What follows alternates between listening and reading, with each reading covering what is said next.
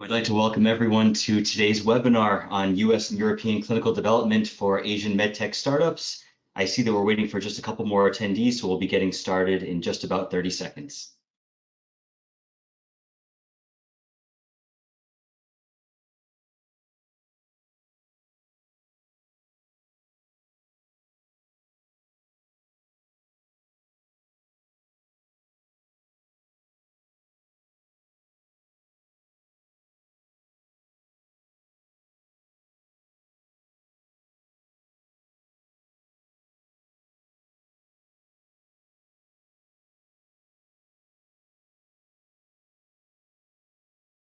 We'd like to welcome everyone to today's webinar, which is US and European clinical development for Asian MedTech startups, hosted by Alira Health and APACMed. We're so happy to have you with us today to spend some time talking about clinical trials and some insights into the US and European landscape for running trials. My name is Chris Rao. I'll be your host for today's webinar. I'm very pleased again to have you all here. And just a few housekeeping items to go over before we begin today's webinar. So just a few logistical items to mention for the group. So just want to remind everyone that all participants are muted for the duration of the presentation.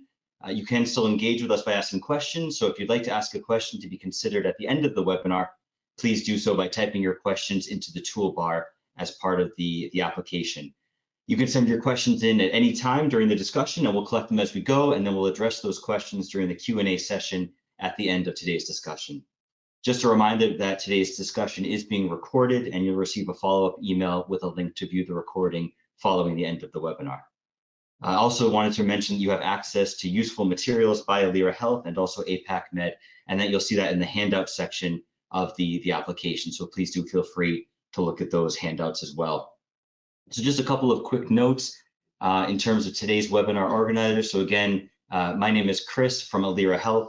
As many of you may know, Alira Health is an international patient-centric and technology-enabled advisory firm, and it's our mission to humanize healthcare. So our goal is to work with healthcare and life science organizations who are looking for support across the entire solution lifecycle. That includes from development to medical care through real-world evidence. So very happy to be here, and also very pleased to introduce our close partner, APACMed, and very pleased to introduce Gabriel Sim from APACMed, who will also introduce that organization. Thank you, Chris. Hello, everyone, and welcome to today's joint webinar with Alira Health. We are very excited to be co-hosting this webinar together, specifically for the startup community. So my name is Gabriel. I'm the Partnership Director of APACMed, and as a very, very brief introduction, APACMed is a not-for-profit medical technology association representing both the large the medium and the startup community are operating in the medical device, diagnostics, and digital health space. So fundamentally, the association leads the efforts to advance medical technologies in order to raise the standards of care for patients. One of the segments that we are really focusing on is the startup community. I remember when I joined APACMed in 2017, we only had 1 startup members, but over the last 4 or 5 years, we've actually grown the startup community to about 140, 150 startups, and this is one way where we want to engage the startup community to enable them to learn and to explore opportunities to expand into markets like US and Europe. Yeah, and look forward to engaging with all of you. Thank you, Chris.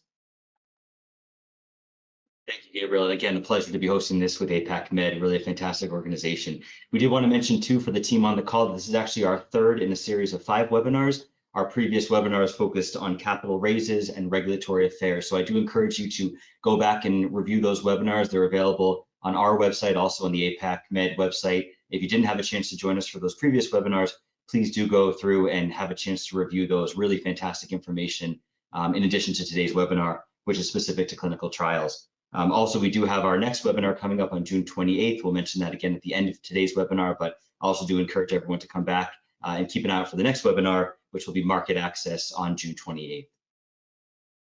So let's go ahead and get started. So just a quick introduction. I'm here along with my colleague, Kenny Carberry from Alira Health. I'm the Senior Vice President of Clinical Research and Development here at Alira Health. So I've been in the research environment in a variety of roles for about 15 years now. And my focus now mainly at Alira Health is clinical development, both between US and Europe. So my background is in clinical trial management, clinical trial design, and getting clinical trials set up both in the US and Europe for medtech companies. Kenny, why don't you go ahead and introduce yourself as well? Sure, thanks, Chris. Hi, everyone. My name is Kenny. I'm the Director of Clinical Development at Alira Health. I've had the pleasure of working alongside Chris for just about 11 years now.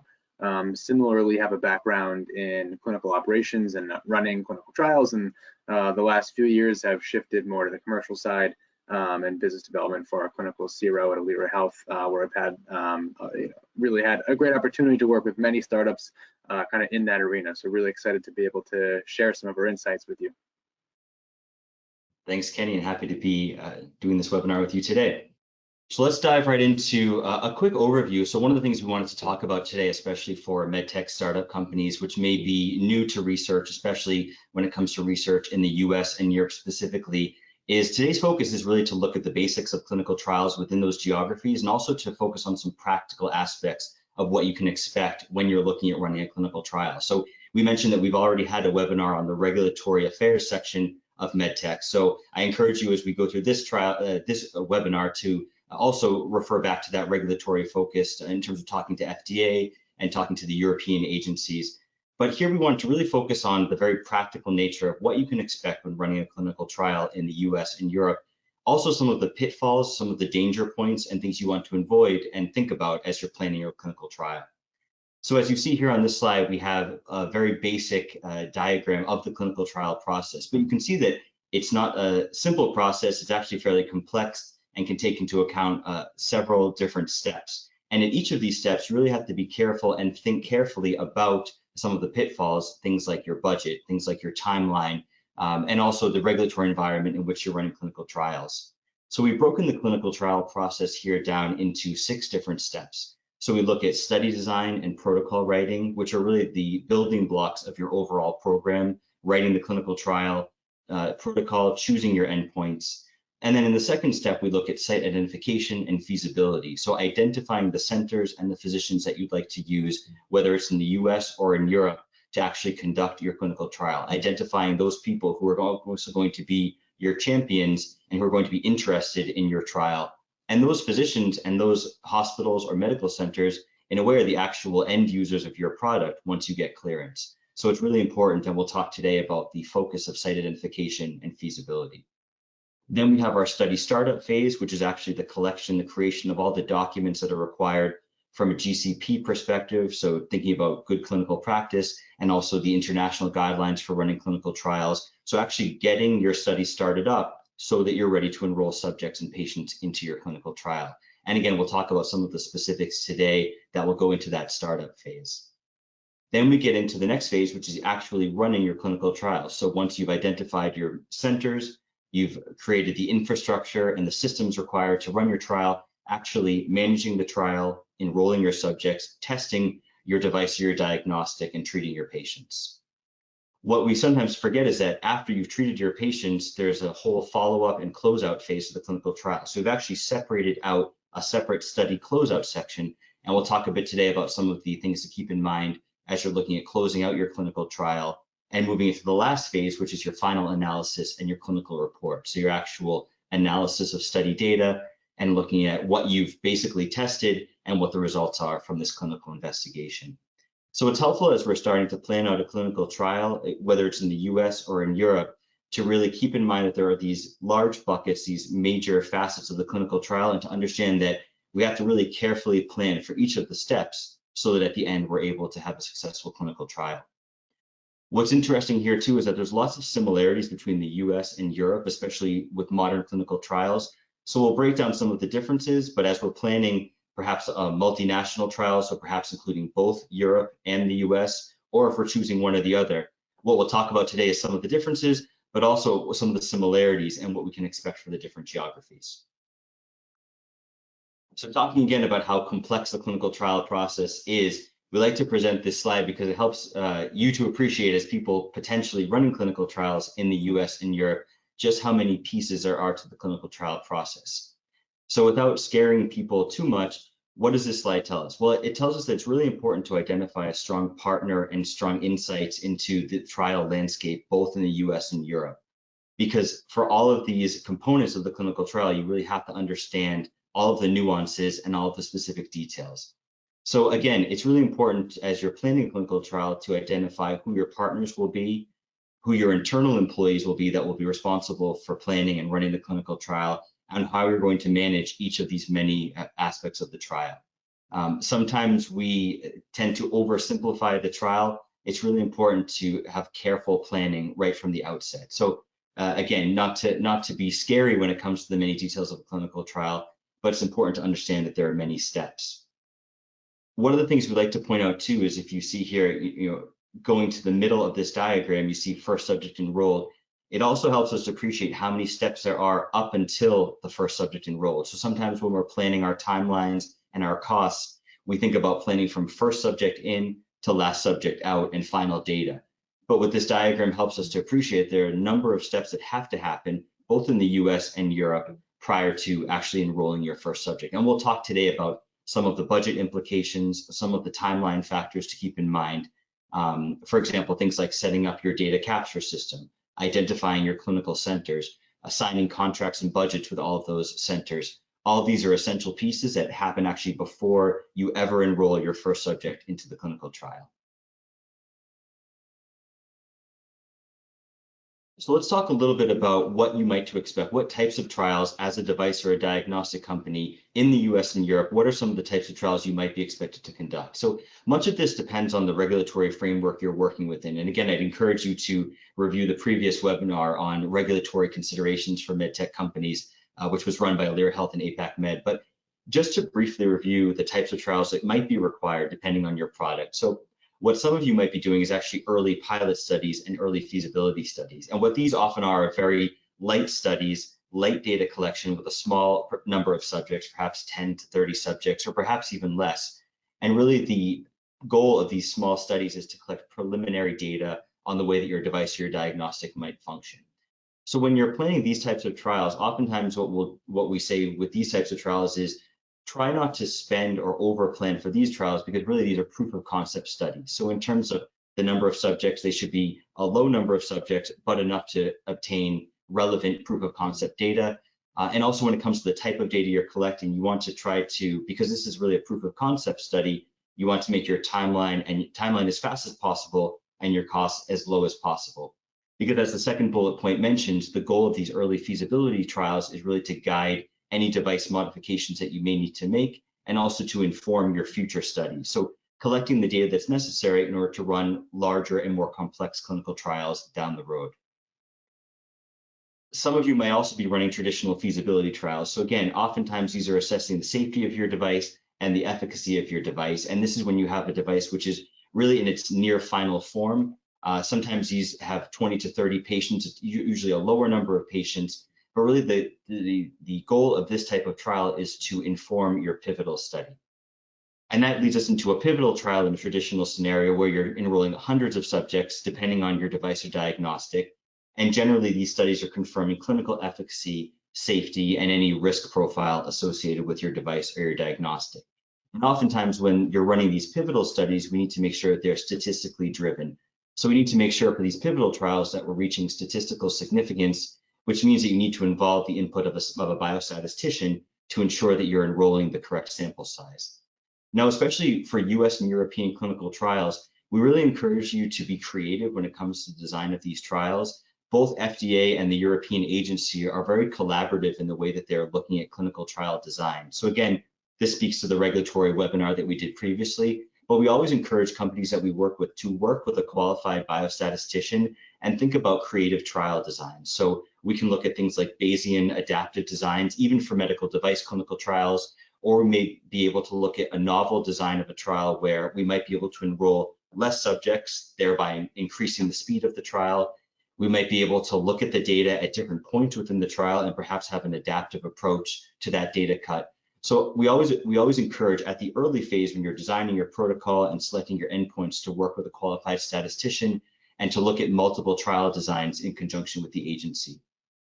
We should also mention what we find from a regulatory perspective is that FDA and EMA tend to think similarly in a lot of ways. And so especially if you're looking to run a trial in the US and in Europe, we encourage you to talk to both agencies, make sure that they know what's happening in the other geography so that you're able to align the data that you're collecting for eventual US and European clearance. So definitely be talking to both agencies and understanding how the data collected in the US can be used in Europe and vice versa. In terms of post-market, what many of you might also be engaged in is real-world data or post-market data collection. So oftentimes these are large-scale trials collecting data on your device once it's received clearance and is being used in the real-world environment. So oftentimes what we look at here is things like a registry where you're collecting data from the physicians that are actually using your device, or we might even look at a prospective registry where we're actually enrolling subjects for a cleared device to look at things like new indications, to look at the safety profile, or even to collect things like health economic and market access data so that we can increase the viability of the product for payers. So this is also something that you may find yourself in once you've received device clearance, is running one of these post-market trials with a large number of subjects. And again, we encourage you to be creative, work with a statistician, look at your different options for post-market clinical trials so that you're designing the most effective trial. So one of the things we want to talk about, and one of the things that, especially for a company that has never run a clinical trial in the US and Europe, so for our APAC clients, oftentimes they come to us and ask, what do I need to keep in mind when I'm developing the budget for a clinical trial? And why is a budget for a clinical trial so important? Well, at the corporate level, you've set aside a certain amount of funds, or perhaps you're going out and talking to venture capital firms, you're talking to potential investors. So it's really essential that you have a sense of how much this trial is going to cost. And it's also essential that you have a sense of, if I make changes to the trial design, what effect would that have on my overall budget and my overall timeline? And that's both important corporate internally, but also to your potential and your current investors. What we find is that, especially for companies that have never run a clinical trial in the US or in Europe, that the budget for the clinical trial is often a critical task that is performed incorrectly. So we often see incorrect budgeting and incorrect timelines assigned to a clinical trial. One of the first things that we have to remember is that subject enrollment and the rate at which you enroll subjects to your clinical trial will drive the timeline for your trial and will have a direct impact on costs. So it's really essential that you have an understanding of the patient population in the US and in Europe that you're targeting. So it's talking to the hospitals, talking to physicians, and asking them, how many patients of this type that I'm looking for do you see in a given month? And also taking into account my protocol, my inclusion-exclusion criteria, how many of these patients potentially would fit into this protocol that you see every month? So what we find is often companies that haven't done research in US and Europe, they make an assumption around an enrollment rate, but they don't always do the due diligence, and they don't always talk to the actual centers that will be enrolling patients to the trial. And that's a big mistake, because oftentimes you might have an incorrect assumption. What we find in US and in Europe is that generally centers are willing to share this information. So we always encourage companies to really talk to the potential sites and try to get an understanding both for Europe and for US in terms of how many subjects they could enroll to your trial each month. Chris, well, we also tend to recommend, oh, go ahead, Kenny. Sorry. If I might just add about the protocol writing piece, you were mentioning inclusion, exclusion criteria. I think we often see also other barriers to enrollment that might be kind of hidden within the protocol, whether it's certain assessments done at certain time points, or just other things that aren't appealing to potential subjects that may want to enroll and decide not to for various reasons, based on how the protocol was presented to them. I think being able to identify those early, change them if you need to, but certainly when you're communicating with potential clinical sites, make sure that the sites may look at that differently or have solutions to that, and make sure that that doesn't impact negatively their ability to enroll to a point where it's just not feasible to open. So that's something that we see a lot, sort of on the early stages. Things are found in the protocol at that stage that are really difficult barriers to enrollment that should be identified and dealt with. Yeah, that's a great point. I think what we found too is during COVID, it was a unique situation where we found that the timelines for trials were changing almost every week because of the nature of COVID in different countries. So especially planning clinical trials in Europe, because each country in general sets its own guidelines around COVID. So it might affect patients going to hospitals. It might affect procedures that are being done. It's really important when planning a trial in Europe, even now that COVID has gotten a bit better, it's important to understand how COVID is continuing to affect patient patterns and how many subjects you might be able to enroll into your clinical trial. If we talk about budgeting too, we also recommend not being afraid to modify your protocol if for some reason you find that something doesn't quite work. So you have options when it comes to endpoint selection, perhaps the assessments that are being done. So oftentimes we'll recommend modifying the clinical protocol if it's not quite feasible, because the worst thing is to stick to a protocol design which is going to be overly long, and then all of your costs increase and you're not able to complete your trial in an efficient manner. So when we mention the budget is tightly tied to protocol writing and site feasibility, also be open to perhaps making adaptations to your protocol.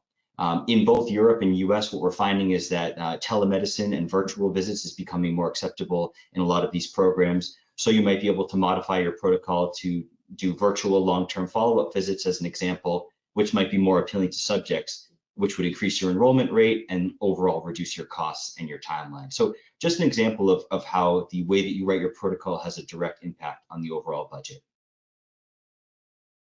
We also recommend that you benchmark against your competitors. So especially within the medical device arena in both Europe and the US, you likely have a number of competitors. So you may have devices which are already on the market or diagnostics which are already approved, or you may know of other companies which are developing a device or a diagnostic in a similar area. So we always recommend that you do your research and understand what other companies are doing in terms of their clinical trials. So for US companies, if you're running a trial in the US as an APAC company, we recommend that you look at clinicaltrials.gov, which is the FDA's registry of all ongoing and completed clinical trials that are being run in the US. It actually does include information on some European clinical trials as well. So we recommend that you review clinicaltrials.gov, because that actually contains interesting information about some of the protocol design and some of the endpoint selection for some of your competitors, or even some cleared devices that have been successful in the past and in the market. There is also a number of subscription services that you can use for competitive intelligence. So we mentioned Global Data is a subscription service. If your CRO partner or perhaps your development partner, they might also have access to Global Data. So definitely check with your partners to see what sources of competitive intelligence they have, because that can help you design your program and help you estimate things like enrollment rates and costs. And then even very simply, be aware of announcements and corporate updates from your competitors. Oftentimes there's interesting information perhaps around study design or endpoints, or even around the budgets for some of these clinical programs that you can gain from some of the announcements and press releases from your competitors. And at the end of the day, we recommend that everyone at the outset, both for US and European clinical trials, that you create a formal study timeline and that you calculate your costs based on the timeline. We'll actually spend a few minutes later on in the presentation talking about the importance of a clinical trial timeline and how you can create that. But it's really essential that you create this formal document at the outset, and that during the clinical trial, you track your progress against your original timeline. Because often what we find is that you need to make modifications or updates to your budget based on how the trial is progressing. And much of that relates to how accurately you were able to predict your enrollment rate and your overall timeline, and therefore the accuracy of your budget. So the takeaway is the last bullet point here: the more clearly defined your protocol and your study design are, the more accurate your clinical trial budget will be. I think that relates to a lot of factors. Oftentimes, as an APAC company, you might be working with a CRO partner or another development partner in the US or in Europe. So the more accurate you can be with your protocol design and with perhaps your protocol synopsis or your full protocol, the more accurate the information you give to your partner, to your CRO or to your development partner, the more accurate they'll be able to be as well in giving you a budget. And Kenny, I'm sure you'd agree with that. When we receive budgets, protocol designs from clients, the more accurate they are, the more they understand their program, the more accurate we're able to be in terms of providing estimated costs. Yeah, certainly. So Kenny, let me turn it over to you just for a few minutes. One of the things we wanted to talk about with the group was also what are some of the drivers of costs in a clinical trial? So what will some of your main costs be for the US and for Europe when you're designing a program and when you're running a clinical trial? Yeah, so thanks, Chris. There are obviously clinical trial budgets can be big thorough files that are comprehensive and have a lot of lines going on, but to kind of break it down into some components that are larger drivers and get a little granular on these topics. So for example, site and subject costs are something that aren't always, I think, considered, and maybe when coming to the United States or to Europe for the first time, aren't really sure how to gauge what those costs are going to look like. So some things that are involved there are the IRB fees and startup fees, which are, again, something that we want to try to identify early in the process when you're qualifying a site and vetting a site.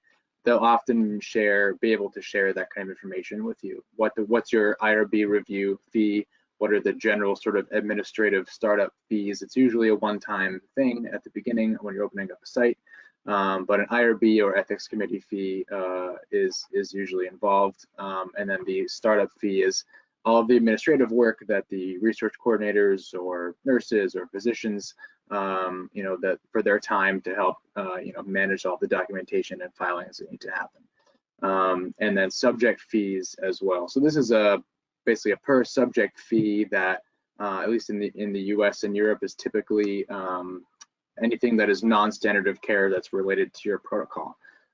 So that would be, everything from demographics collection to, a physical exam, anything that's in the protocol as part of the regular assessments are in there. And what we would do at least is create typically a kind of a mock budget of what we expect that subject fee to be based on the parameters of a protocol that we are quoting, and then include that in a budget as an overall per subject fee. I think in terms of site startup fees, again, it might be a little bit surprising sometimes. So at least in the United States, for example, there are so many sites, and that number can vary greatly. And certainly from large universities to small local clinics, that number can really vary. So we like to, for example, if you're going to have 20 sites, you maybe have a good mix, and you have a more affordable site that might be able to start faster, and then a more expensive site that has the clout and the renown and the patient volume. So we want to be able to project that accurately and kind of get the best mix and most efficient mix, I think, for the site. Also, most sites will also include an overhead fee just right on top of their budget. And that number in the last couple of years has been increasing too. So we're seeing basically 25, 30, 35% overhead in a lot of places. So that's something that, again, might surprise you, and it will be included and kind of help you identify what the bottom line might be for the study. I think a difference here from the US and Europe in particular would be, I think that startup fee in particular, that sort of administrative lump sum upfront, is typically more affordable in Europe on a site-by-site basis. And I think also any kind of travel that's required for a qualification visit or an initiation visit, general monitoring, but travel from within Europe is typically sort of a cheaper pass-through cost than it would be here in the United States. Sort of, flying from Boston to California, for example, and hotel stays and all that is just typically a little bit higher in the States compared to Europe. Another thing to consider, data management costs. So again, there's a lot involved in general data management, but you have a database, what EDC are you using? So there are a ton of electronic data capture systems that exist. They are not all created equal. And I think what we bolded this line here, cheaper is not always better. I think that the opposite is also true, that the most expensive option also may not be your best option, depending on your needs and kind of what data you're collecting and your budget. I think there are a number of systems that exist are kind of in a sweet spot.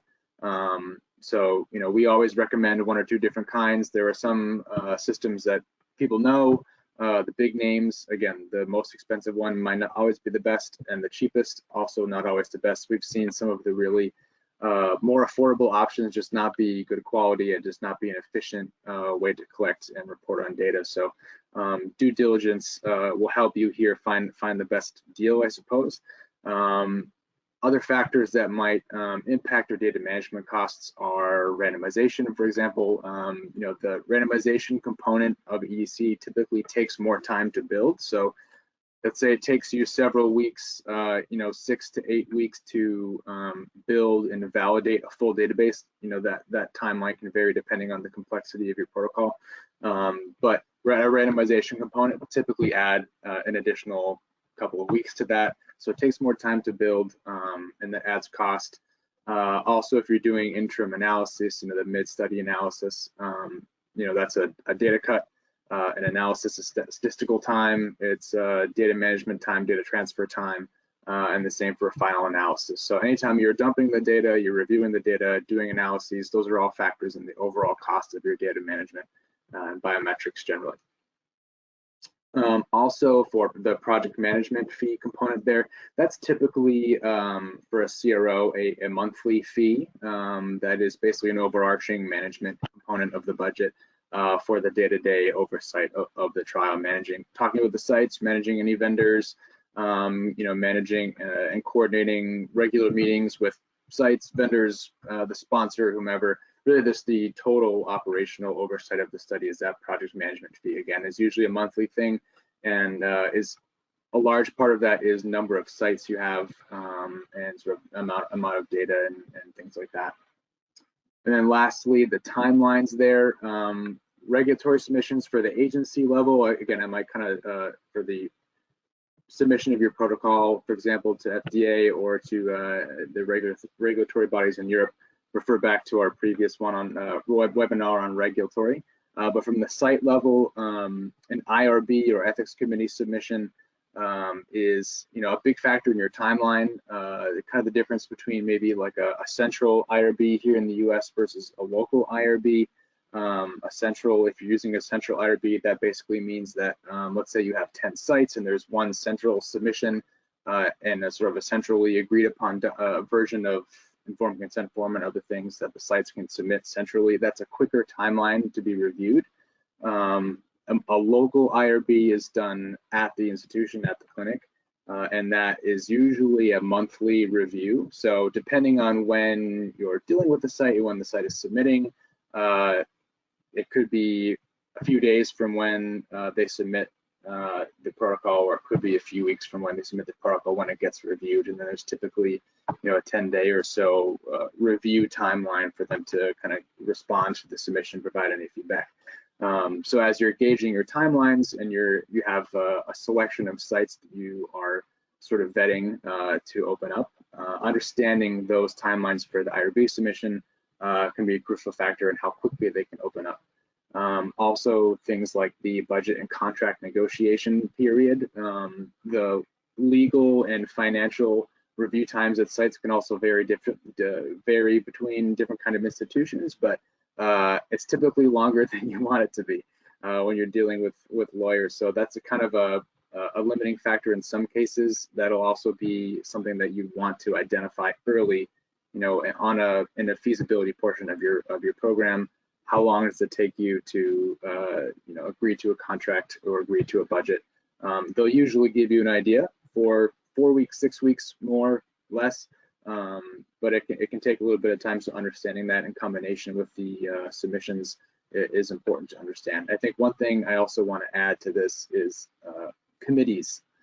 Sometimes there are a handful of other committees outside of the legal component and the IRB submission, a safety committee or a science committee. There could be a handful of other committees, so understanding how many there are and when they review protocols and how long it takes them to review protocols. You could be at a large academic institution that basically is going to take you 6 months to open them. So you want to be able to understand all of the steps that are involved at a particular site and how long it's going to take them to really be ready to activate, and that all affects the timeline and the associated costs. Next slide, Chris, please. Thanks, Katie. Just wanted to add a couple of things just as we look at, in addition to what you said, and I absolutely agree with all of those points. If we look at maybe some of the differences between US and Europe when it comes to budgeting for these different components. So Kenny mentioned that there are sometimes differences between the way that the hospitals are compensated for clinical trial participants in the US versus Europe. So as Kenny mentioned, sometimes what we find is that in Europe, we may actually be responsible for some additional costs whereas in the US, sometimes those costs are covered by insurance or by other methods.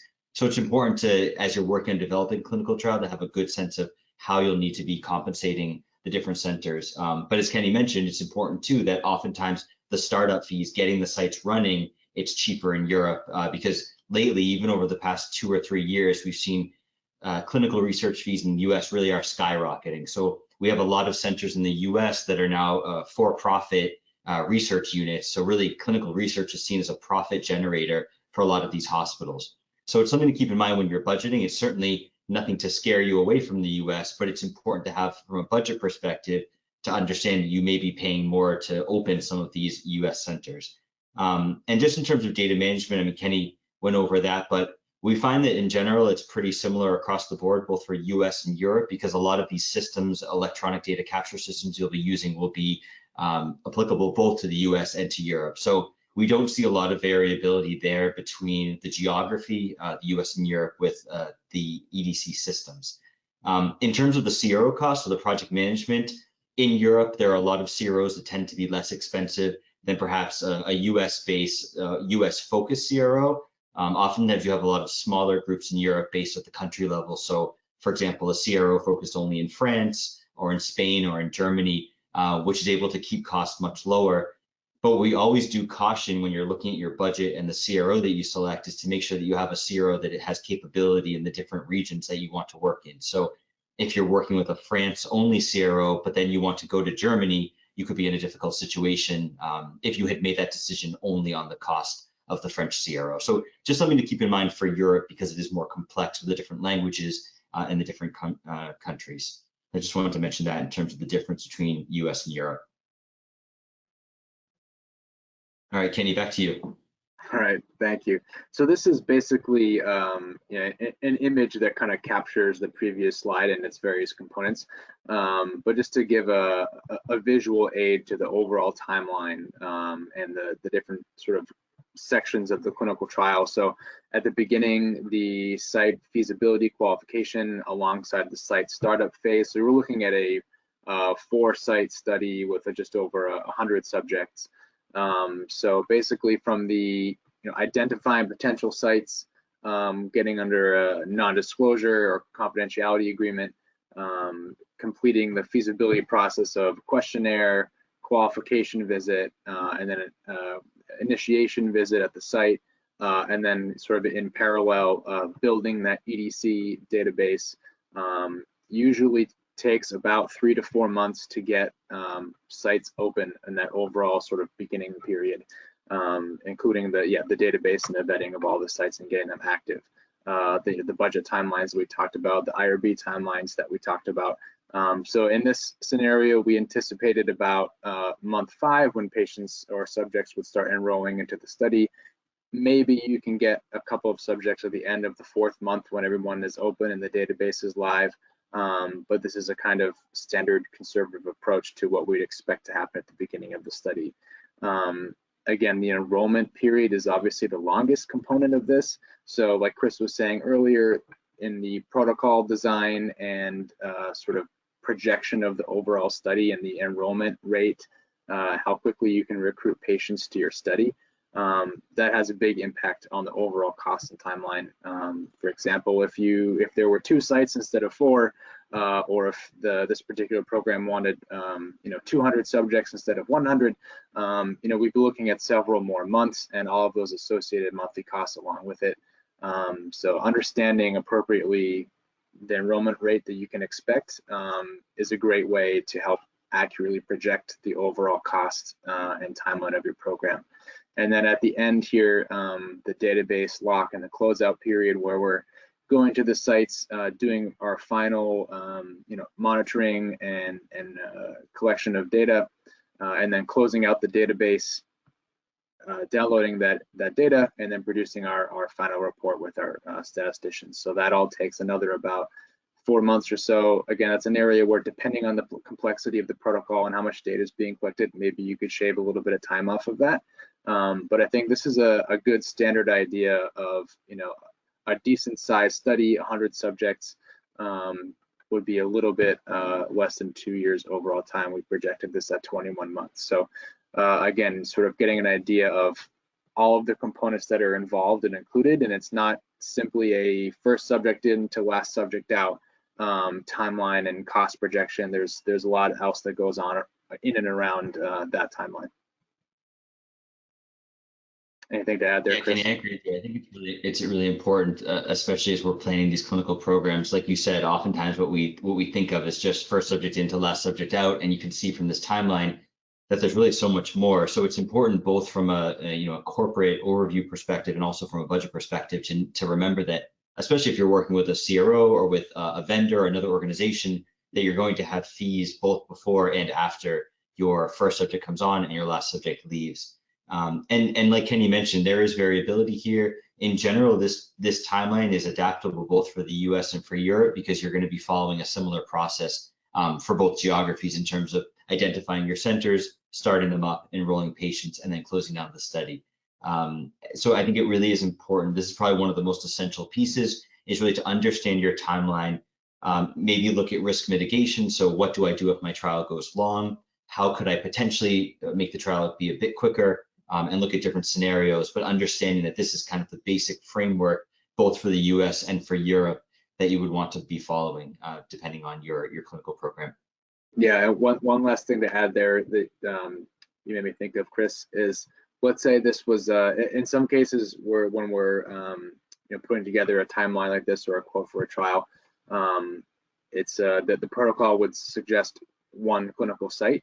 And in a lot of cases, we might recommend you add a second one, even if there's not necessarily a need to capture that many subjects, if you think you're able to get all of them at one site. But going back to the sort of legal delays, committee delays, IRB hangups, maybe a COVID outbreak, so many things that can delay the activation and enrollment at a particular clinical site, that having a second one can really help ensure that the study is ongoing and you're able to finish on time. So sometimes spending a little bit more money, for example, on opening a second site can really save you a lot of time and sort of act as insurance in that case. That's a great point, Kenny. I don't think that we have a slide specifically on it, but if we use this timeline as an example, so theoretically, if you're looking at just running your clinical trial at one site, whether it's the US or whether it's Europe, so say you spent month 1, 2, 3, and 4 getting that site identified and activated, and then what happens if enrollment continues into month 5 and 6, but then your physician, something happens, he is no longer at the institution, or for some reason something happens at the practice and now patients are no longer being seen there.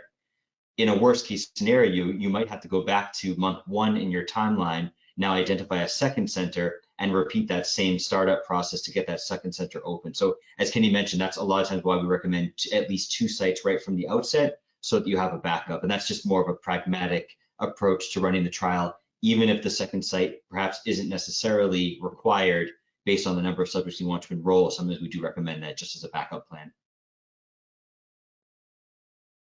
So that leads us into the next topic, which is site identification, feasibility, and qualification. So for your device trial, and this really does apply both for the US and Europe, why is it so important that we really look carefully at the sites that where we're running our clinical trials, and what should we do to make sure that they're the right fit for our trial, whether it's device or diagnostic, whether it's US or Europe? So we know from good clinical practice, with the guidelines that we're following in running a trial, that we as the sponsor company or the company initiating the trial, we are responsible from a regulatory perspective for selecting appropriately qualified investigators to run the study. So the burden is on our company as a sponsor to make sure that we've appropriately selected these companies. We also know that both EMA and FDA can at any time choose to inspect the study sites that we're using. So that means that we want to make sure that we're using the most well-qualified sites to ensure that they're compliant from a regulatory perspective, and also to make sure that our patients are being treated appropriately per protocol.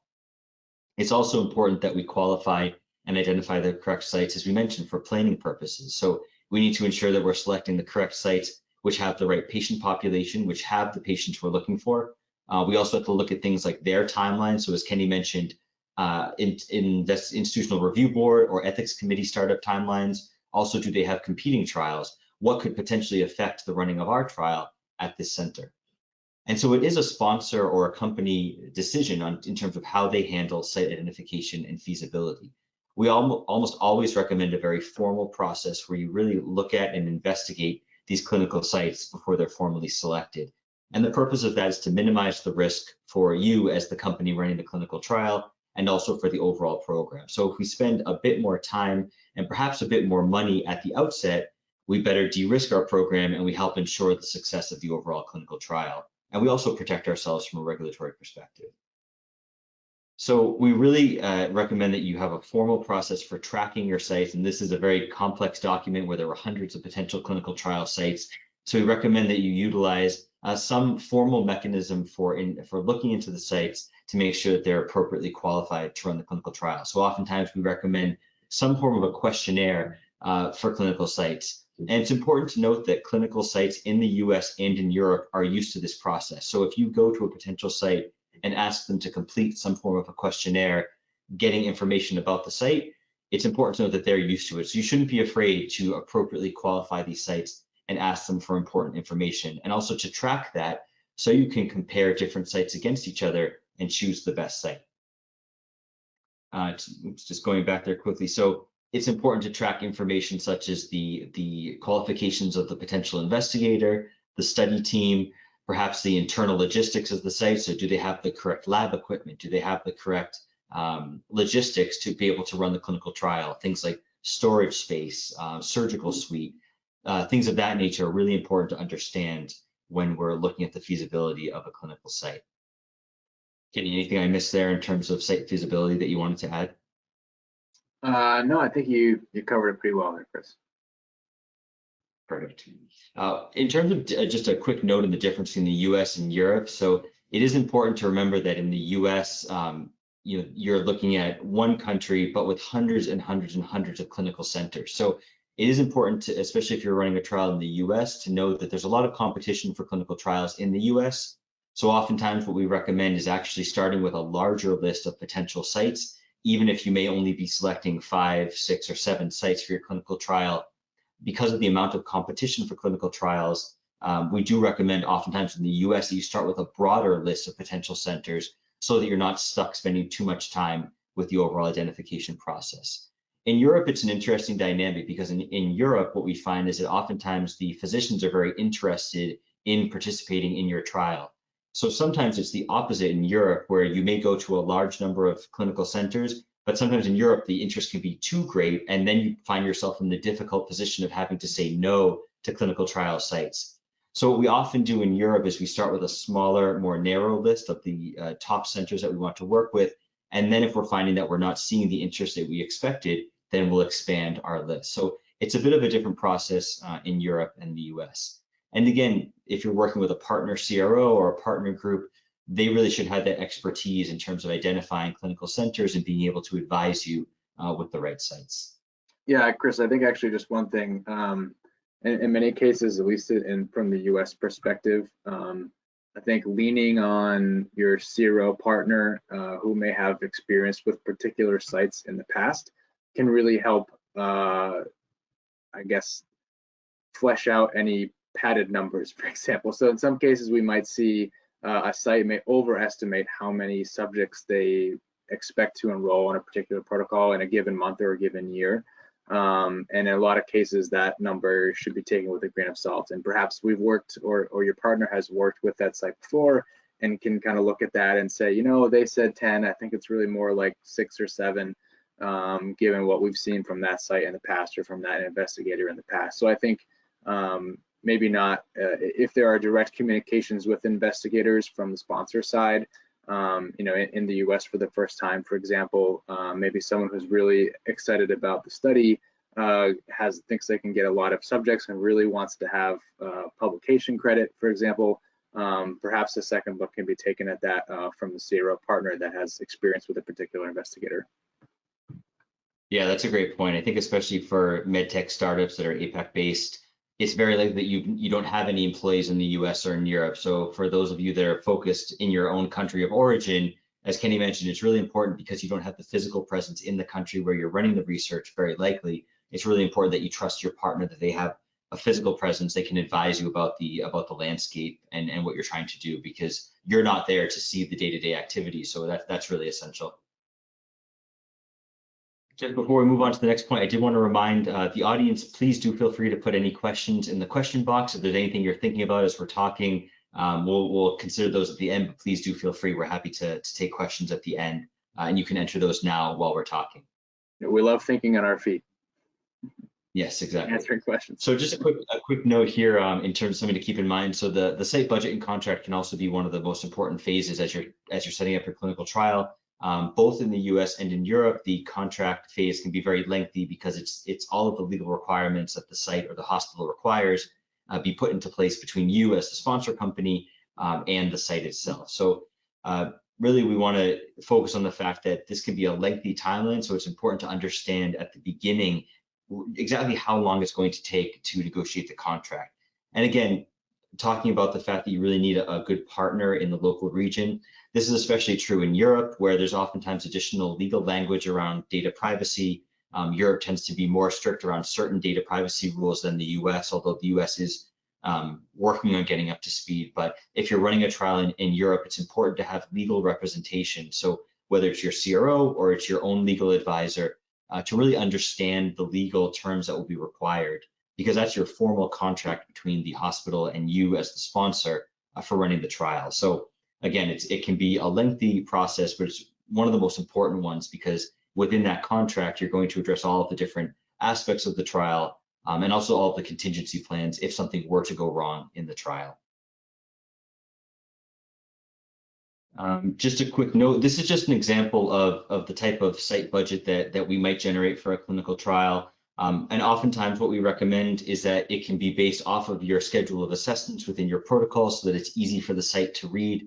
It's also easy to read and figure out what you're paying for which procedure. So as you're developing a budget with your clinical trial sites and you're working on your contract, we recommend making the budget as simple to understand as possible, but also to make sure it's comprehensive. Because not only will you be using this on the site side, but this will also be used to generate payments to the sites based on the procedures that are performed for your trial. So we won't spend too long on this, but just a note here to make sure that you develop a clinical trial budget for the site, which is comprehensive and clear and based on your protocol.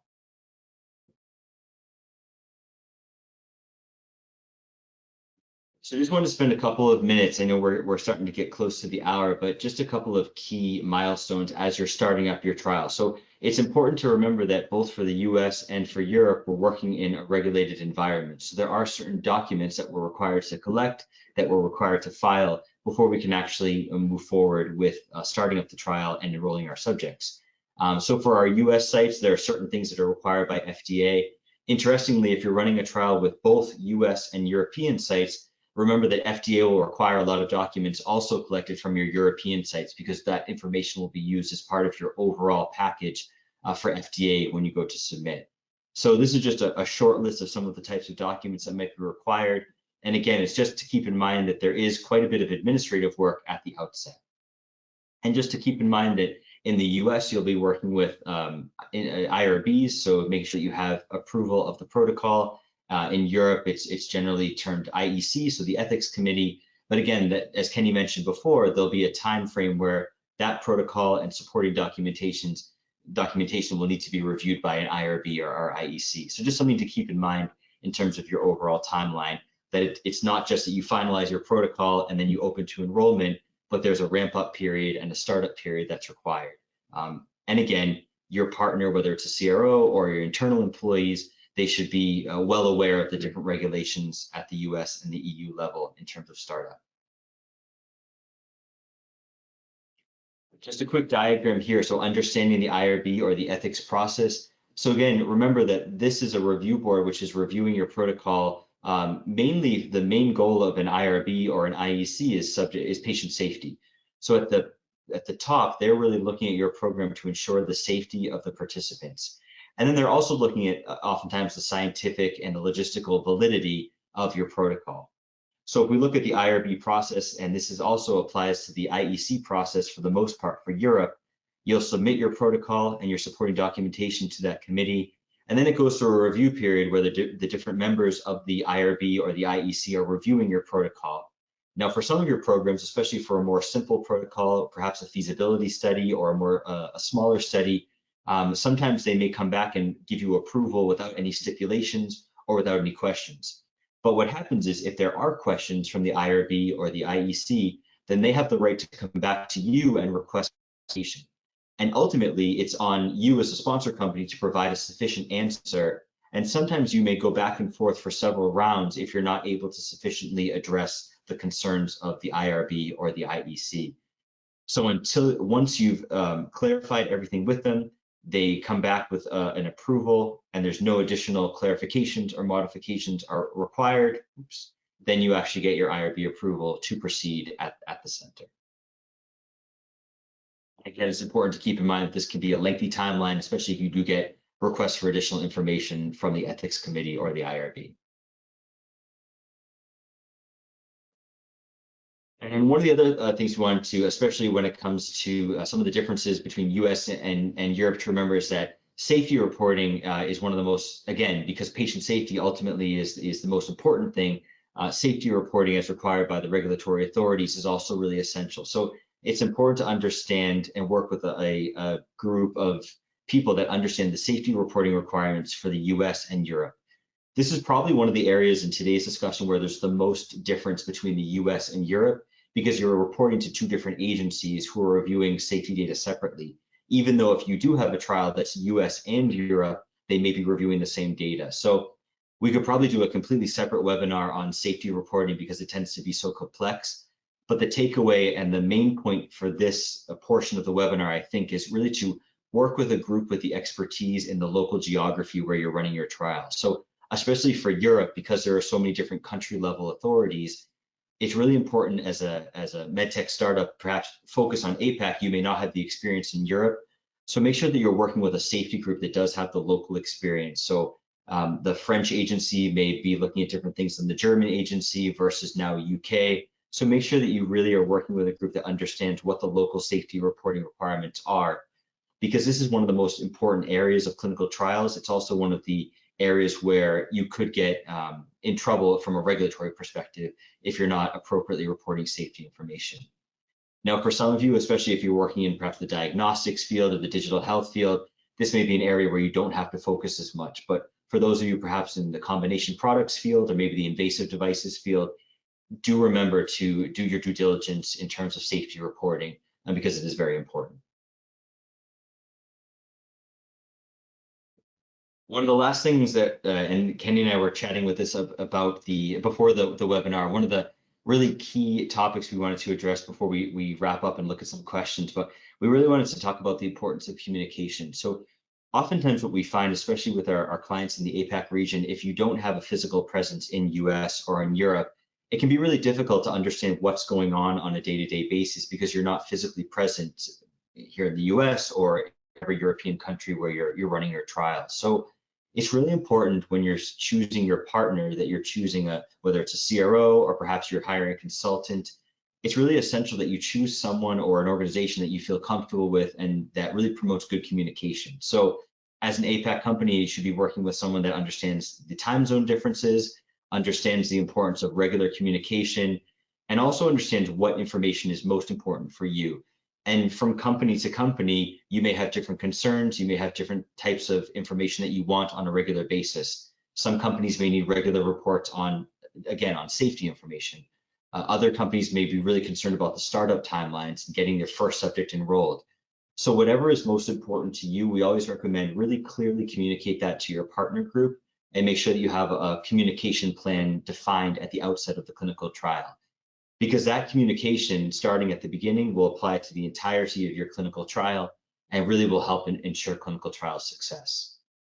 I think specifically too for our APAC clients, what we also recommend is that it may be worth it to consider actually hiring a representative locally. So we oftentimes work with clients, perhaps they're based in the APAC region, but they decide to hire one consultant, one full-time employee who perhaps is US based and who reports directly to them or to the leadership in the country of origin. I know we, for example, we provide as part of our CRO services, we might provide a free gratis office space. So basically the employee can work out of our office, but it's actually an employee of the sponsor company. So whatever the arrangement is, sometimes it can be helpful to actually decide to have a small presence in the country where you're running your trial, just so you have a better handle and a better sense of the way the trial is running. Obviously not a requirement at all. There's no regulatory requirement for that. Especially if you're working with a CRO, but I think it is something to consider to make sure that your communication flows freely throughout the trial. Kenny, anything else on communication that you wanted to bring out? Yeah, just quickly, I think to reiterate that, especially like you said, if you're dealing with if there's a sponsor that's in the APAC region and is running a trial here, and their project manager is on the East Coast of the United States, it's not always feasible to just pick up the phone at lunchtime and ask a quick question. So having that communication plan in place early and having it be thorough really helps understand what information is being collected and shared and when, so that when you are able to talk, that there's no sort of beating around the bush. The information is available, you know exactly what you're getting, and it's really important to have that communication be effective and efficient when you're able to do it. Yeah, I think that's a great point. Thank you. And then along the lines of communication, really, if you're working with a partner group, you really should be requesting as many metrics as possible. So it's really important to understand how enrollment is going, how startup is going, all of those timeline aspects we talked about earlier in the webinar.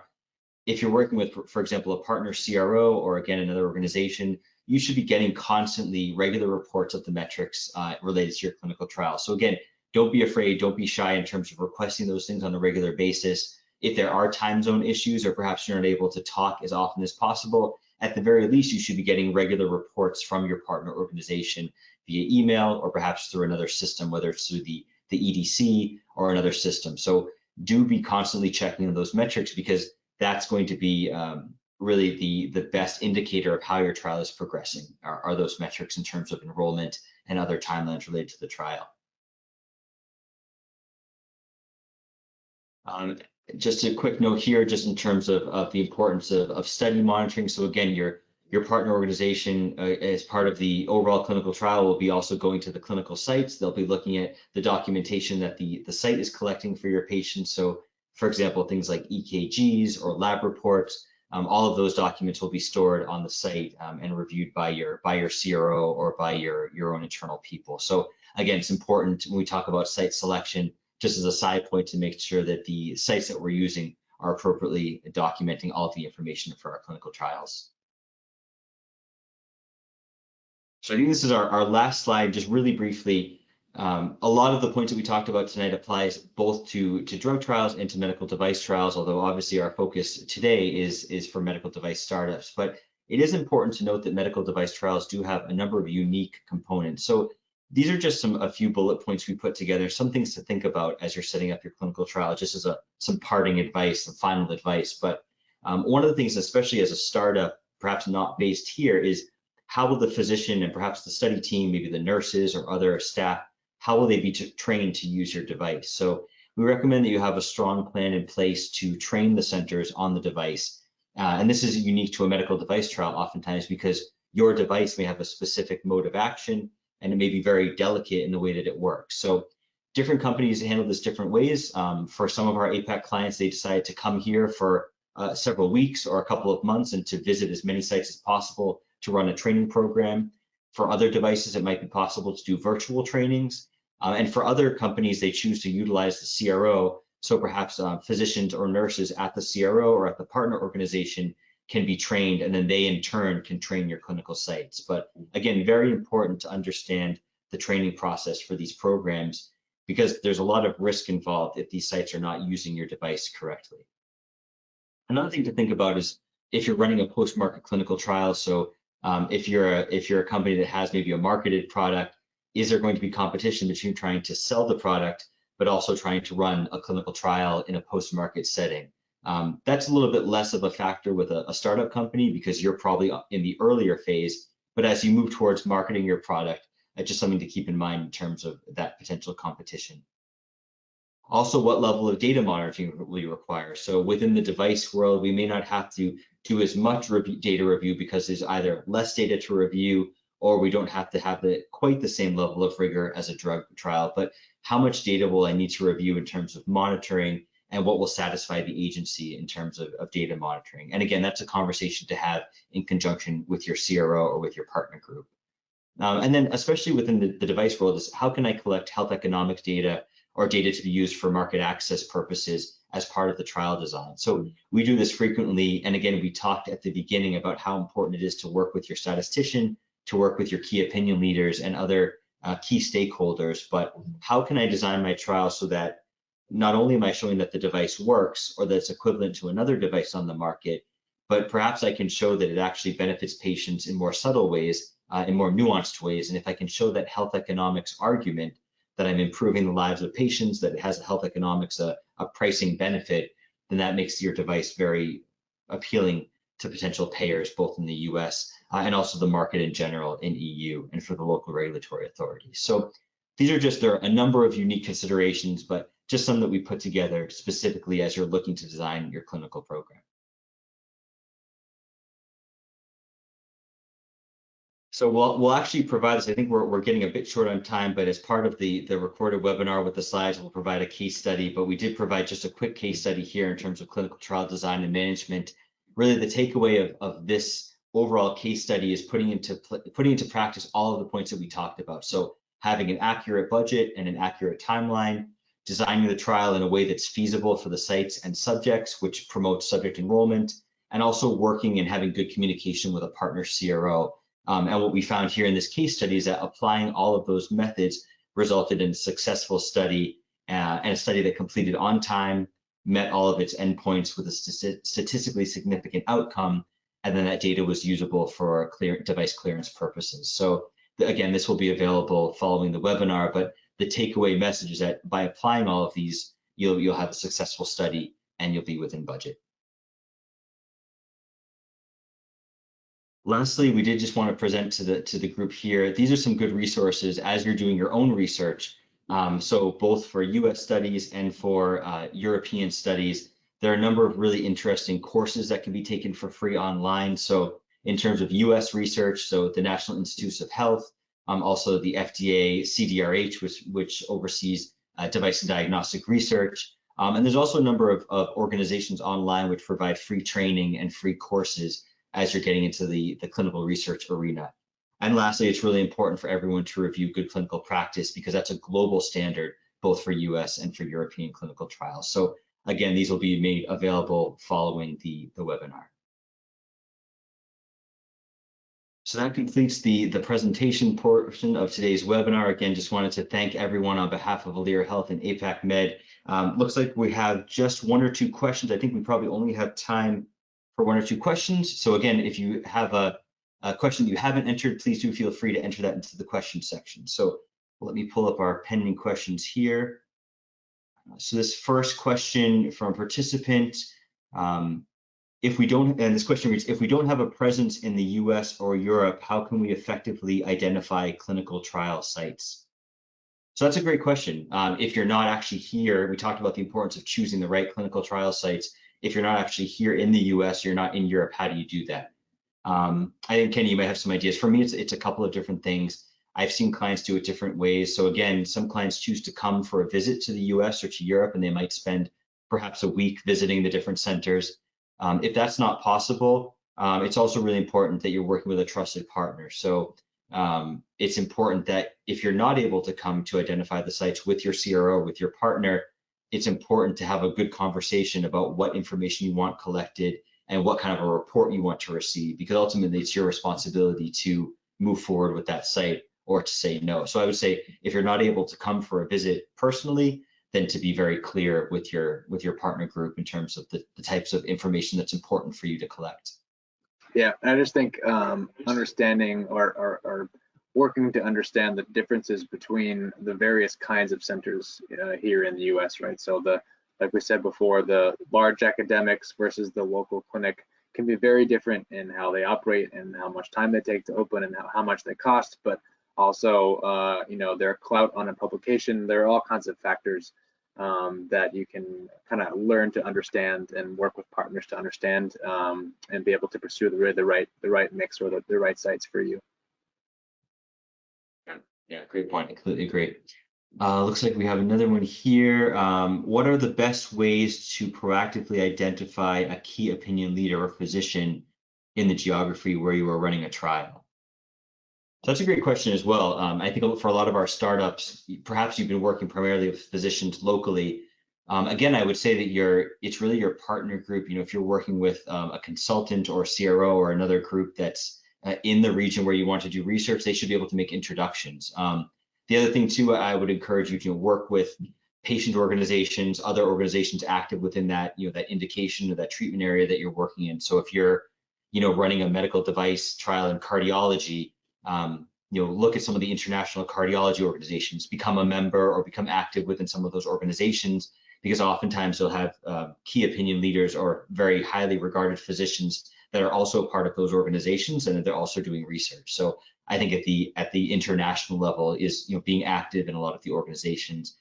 Even an organization like APACMed, which has an international reach, I would encourage you to stay active in that, because they may be able to also make introductions there to some of these physicians running research. Maybe also clinicaltrials.gov, the resource that we mentioned before.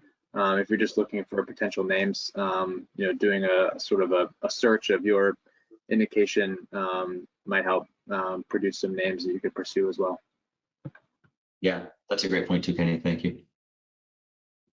Well, it looks like that's all of the time that we have for questions today, and actually that will wrap up today's webinar. So again, we want to thank all of our participants. We really appreciate everyone's attention. And again, this webinar will be made available in recorded form. So if you have colleagues or you'd like to re-review the webinar context, please do feel free. That will be available following the webinar. Did also just want to remind everyone that our next webinar will be on June 28th. So please keep an eye out for the registration for that webinar. And again, we hope to welcome you all back. We want to again thank our partners at APACMed. Gabriel, thank you again for being here. And Kenny, thank you for being a great co-host with me during today's webinar. Thanks, everyone. Thank you, Chris. Thanks, Gabriel. Thank you all. Thanks all. Have a good one.